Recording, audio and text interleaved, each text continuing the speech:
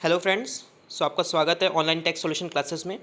आज जो हम कवर करने वाले हैं वो कुछ जीएसटी के लेटेस्ट अपडेट्स हैं जो रिसेंटली अभी आए हैं, नोटिफिकेशंस आए हैं जीएसटी लॉ में। ये प्रोसेस पार्ट पे रिलेटेड हैं टोटल ऑल, जैसे आपका इंटरेस्ट पार्ट पे हो गया, जीएसटी या रिटर्न के बारे में हो गए हैं।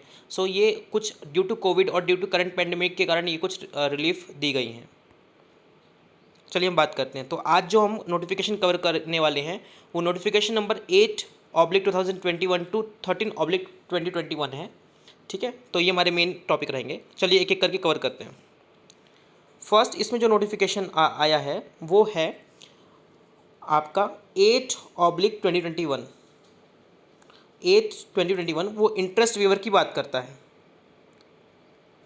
इंटरेस्ट वेवर की बात करता है कि आपको इंटरेस्ट नहीं लगेगा, और ये नोटिफिकेशन इफेक्टिव है 18 अप्रैल से। तो इसमें एक्चुअली 3 कैटेगरीज डिवाइड की गई हैं। फर्स्ट वो एसएससी जिनका टर्नओवर मोर देन 5 करोड़ है इन preceding financial year. Preceding financial year means अगर आपका फाइनेंशियल ईयर 2021 है, क्योंकि आपका यहाँ पे मार्च पीरियड है, एक यहाँ पे ये मार्च पीरियड आ रहा है, तो मार्च पीरियड के लिए जो आपका फाइनेंशियल ईयर होगा वो 1920 होगा। लेकिन अप्रैल मंथ के लिए आपका जो टर्नओवर होगा वो 2021 होगा।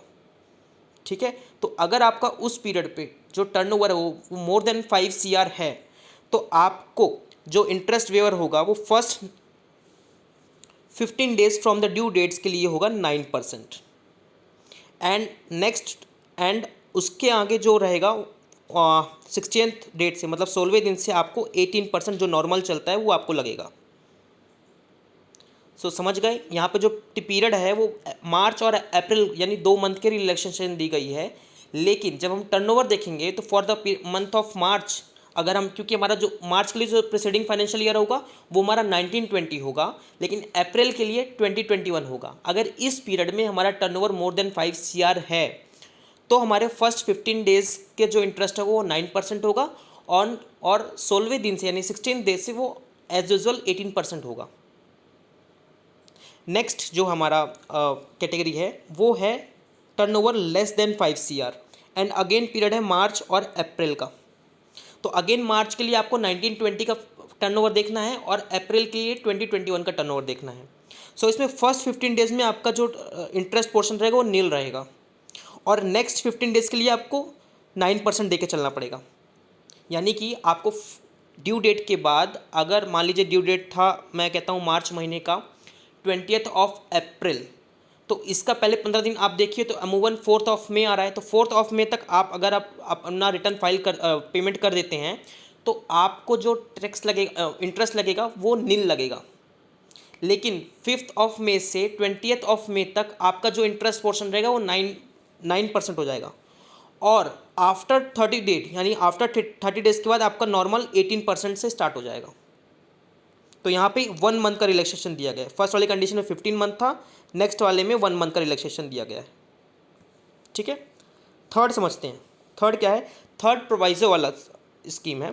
प्रोवाइजो जो आपका QRMP आया था, क्वार्टरली रिटर्न मंथली पेमेंट वाला सिस्टम था, उसके लिए देके रखा गया है। उसके लिए ये देके गया है, आप अगर फर्स्ट 15 डेज में पेमेंट कर देते हो for the period of March and April, और मैंने वही टर्नओवर का क्राइटेरिया बताया था, टर्नओवर कब अगर 5 CR तक है तो फर्स्ट 15 डेज के लिए नील होगा, और नेक्स्ट 15 डेज के लिए 9% होगा, और नेक्स्ट और 31st डे के बाद आपका 18% लगेगा। ओके, एंड द लास्ट है कंपोजिशन वालों के लिए। कंपोजिशन वालों के लिए क्या बोलता है? एक्चुअली ये एनुअली होना चाहिए, जो यहाँ पे क्वार्टरली लिखा है। जो आप नोटिफिकेशन देखेंगे वहाँ पर क्वार्टर एंड लिखा हुआ है, बट वो एनुअली होना चाहिए। यहाँ पे फर्स्ट 15 डेज आपका नील रहेगा, देन उसके बाद आपका 9% लगेगा फॉर 15 डेज, और उसके बाद 18% लगेगा। तो ये फर्स्ट आपका बड़े टैक्स पेयर वालों के लिए है।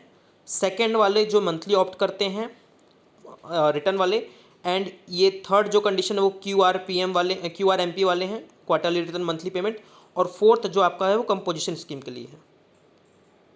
ठीक है, चलिए आगे बढ़ते हैं, नेक्स्ट नोटिफिकेशन कवर करते हैं। तो नेक्स्ट नोटिफिकेशन जो है वो हमारा 9/2021 है। ये किसके बारे में बात करता है? ये बात करता है आपका लेट फीस के बारे में बात करता है। डेफिनेटली जब आप रिटर्न और लेट फाइल करेंगे तो लेट फीस लगेगी, तो इसमें भी कुछ रिलैक्सेशन दिया गया है आपको। अभी फर्स्ट कंडीशन बड़े वालों के लिए सेम, जिनका टर्नओवर 5 CR से ऊपर है, और मैंने आपको बता दिया है कि आपको टर्नओवर कैसे देखना है। अगर मार्च मंथ का है तो 1920 का देखेंगे, और अप्रैल का है तो आपको 2021 देखना है, बिकॉज प्रीसीडिंग फाइनेंशियल ईयर, और उसके हिसाब से कैलकुलेशन होगा। ठीक है, तो आपको लेट फीस नहीं लगेगा अगर आप ड्यू डेट से विदिन 15 डेज के अंदर वो रिटर्न फाइल कर देते हैं, तो आपको लेट फीस नहीं लगेगा। नेक्स्ट है जो मंथली रिटर्न फाइल करते हैं, मंथली रिटर्न, और जिनका टर्नओवर अप टू 5 CR है। तो अप टू 5 CR और पीरियड क्या है, मार्च और अप्रैल। मैंने आपको बताया फिर से अगेन कि आपको पीरियड वाइज कैसे डिसाइड करना है, और उनके लिए रिलैक्सेशन 30 डेज है, 30 days from the due date. अगर आपने 30 डेज के अंदर फाइल कर दिया फ्रॉम ड्यू डेट तो आपको लेट फीस नहीं लगेगा। बट येस, अगर आप 30 डेज और 15 डेज एज द केस में भी अगर आप फाइल करने में डिले कर जाते हो तो आपका जो पेनल्टी रहेगा वो ओरिजिनल डेट से लगेगा। 31st डे से, मतलब आपको ओरिजिनल डेट से आपको रिटर्न लेट फीस स्टार्ट हो जाएगा।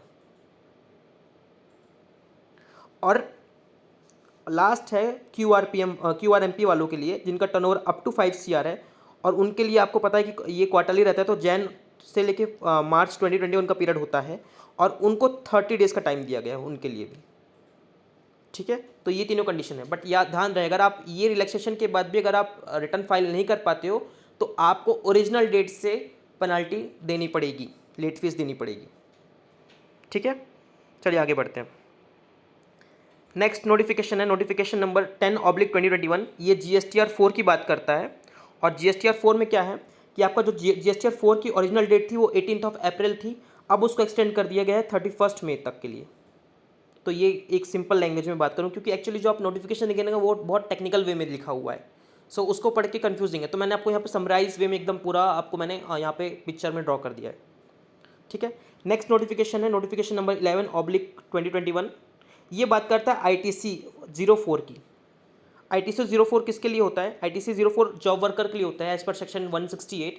सो जॉब वर्कर के लिए ओरिजिनल डेट आपकी थी वैसे 25 अप्रैल होती है। जैसे अगर आप क्वार्टर एंड का अगर आप बात करेंगे तो आपका जो डेट आता है वो 25 ऑफ द फॉलोइंग मंथ आता है, यानी आपका 25 अप्रैल आ रहा था, बट उसको फिर एक्सटेंड कर दिया गया है इस पेंडेमिक के कारण, और वो इस नोटिफिकेशन के थ्रू आपको 31 मई तक ये रिटर्न फाइल करना है, जॉब वर्क का जो वन प्लेस से अदर प्लेस ट्रांसफ़र होता है।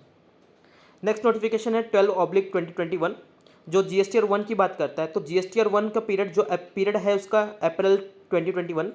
जिस पर्सन का अप्रैल 2021 का GSTR 1 है वो बाई 11 मई जाना चाहिए था, बट उसको फर्दर 15 डेज का एक्सटेंशन दे दिया गया है, और जो न्यू डेट है वो 26 मई है 2021। ठीक है, तो ये आपके 3 नोटिफिकेशन बहुत ही इंपॉर्टेंट नोटिफिकेशन है, ये आपके कवर यहाँ पे हो गए हैं। फर्स्ट है आपका GSTR 4 फॉर कंपोजिशन स्कीम, इसके लिए नई डेट आई है 31 मई। सेकेंड है ITC फॉर जॉब वर्कर, यहाँ पे सेक्शन 168 की बात करता है। तो 168 में क्या था कि जॉब वर्कर में अगर गुड ट्रांसफ़र हो रहा है one place to another place, so उसके लिए आपको एक ब्रीफ रिटर्न फाइल करके चलना पड़ता था, और वो क्वार्टर एंड पे 25 ऑफ फॉलोइंग मंथ पे भरना पड़ता था, जो कि आपका 20 जैन से लेके मार्च के पीरियड में 25 अप्रैल आ रही थी, अब उसको आपको 31 मई तक फाइल करके चलना पड़ेगा। और लास्ट नोटिफिकेशन है 2021 वाला, जो कि बात करता है GSTR 1 के लिए। तो आपको यहाँ पे 15 डेज़ का रिलैक्सेशन दिया गया है, और न्यू डेट है 26 मई। ठीक है, लास्ट नोटिफिकेशन कवर करते हैं, नोटिफिकेशन नंबर 13/2021। ठीक है, ये क्या बात करता है कि अगर आप क्यूमुलेटिव, जैसे आपका 36(4) रूल था ना, 5% ऑफ ITC जो आपका शो हो रहा है 2A में, उसका बात करता है, आपको पता होगा वो रूल 36 को। तो वो ये बोल रहा है कि आप GSTR 3 भी फाइल कर लीजिए अप्रैल मंथ का। कौन से मंथ का, अप्रैल मंथ का, विदाउट अप्लाइंग रूल ऑफ 36(4). आप रूल 36(4) नहीं भी लगाएंगे तो भी चलेगा for the period of April month. But yes, आप जब मई मंथ का फाइल करेंगे ना, मई मंथ का, सॉरी यहाँ पे मई है, यहाँ पे मई है। ठीक है, आप मई मंथ का अगर फाइल करेंगे तो मई मंथ का आपको cumulative for the period of April और मई, क्यूमुलेटिव आप लगा लो। मतलब पहली बात, अगर आप अप्रैल का फाइल कर रहे हो तो आप उसको इग्नोर करो 36(4) को, लेकिन जब आप मई का फाइल करेंगे ना तो 36(4) आप लगाइए, बट जो ITC है उसमें आप अप्रैल का भी और मई का दोनों का ITC क्यूमुलेटिव आप चेक करिए, और फिर कंडीशन अप्लाई करिए 5% रिस्ट्रिक्शन वाली। ठीक है, और जो पर्सन IFR फाइल करते हैं for the period of April, उनके लिए टाइमलाइन देकर रखा है 1 मई टू 28 मई। सो ये टाइमलाइन एक्सटेंडेड करके दे दिया गया है आपको। तो इतने टोटल नोटिफिकेशंस आए हैं। सो होप सो आपको ये पसंद आया होगा, आपको समझ में आया होगा, बेटर क्लैरिटी आई होगी।